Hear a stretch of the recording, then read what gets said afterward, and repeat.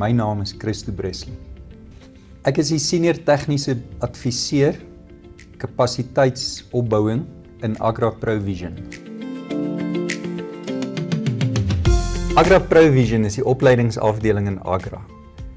Ons help boere om meer winsgewend te boer en ons help die Agra personeel om die kliënte beter te kan help. Ons leer hulle van die produkte, ons leer hulle oor kliëntediens en ons wil baie graag ons diens verbeter, elke dag 'n bietjie beter.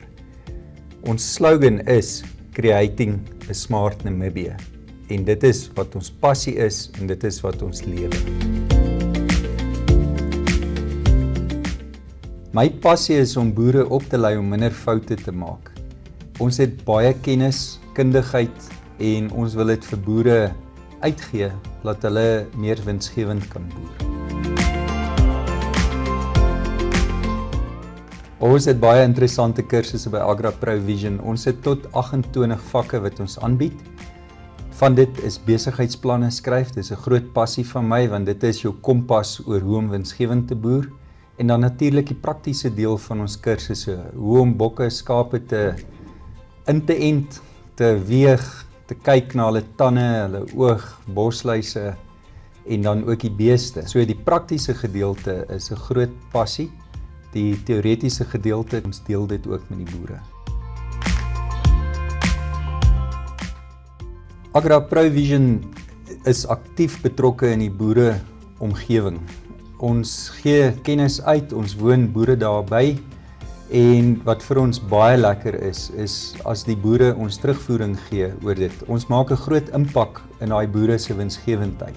Deur die regte enstowwe te gebruik, regte voere te gebruik op die regte tye.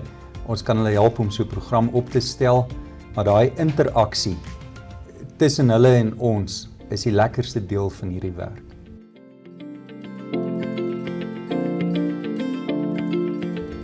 Wat baie lekker is, as ons klas aangebied het oor hoe om met beeste werk en 'n boer bel jou 6 maande of 'n jaar later terug en sê my kalfpersentasie het van 60 na 85 opgegaan.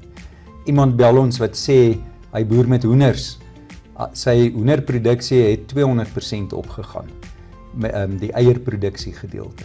En daai terugvoering wat ons kry, dit is baie bevredigend. En dan is daar baie boere wat ons net kan help om te diversifiseer. Miskien van skaap na bok of van bees na bok, varke, hoenders. Ons het al daai kennis, ons kan dit graag deel.